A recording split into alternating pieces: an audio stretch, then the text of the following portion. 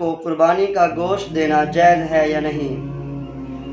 غیر مسلم کو قربانی کا گوشت بلا اجرت دینا جائز ہے، البتہ کسی غریب مسلمان کو قربانی کا گوشت دینا یہ زیادہ ثواب کا عمل ہے، یہ مستحب عمل بھی ہے۔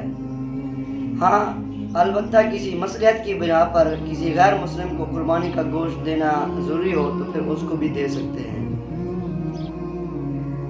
قربانی کے گوشت کے 3 حصے کرنا لازمی ہے یا خود سارا گوشت رکھ سکتے ہیں؟ اگر سارا گوشت خود ہی رکھ لیں تو کوئی گناہ تو نہیں ہوگا۔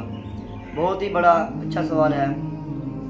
مالدار اور صاحب وسعت شخص کے لیے یہ ضروری ہے کہ وہ 3 حصے کرے گوشت کے۔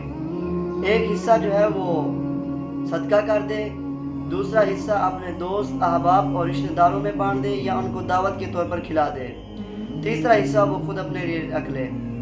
ہاں، اگر کوئی ایسا بندہ ہے کہ اس کے اپنے حالات کو دیکھتے ہوئے سارا کا سارا گوشت وہ خود رکھتا ہے، غریبوں میں تقسیم نہیں کرتا، تو شرعاً یہ جائز ہے کہ وہ سارا کا سارا گوشت خود رکھ سکتا ہے، اس میں کوئی حرج نہیں ہے۔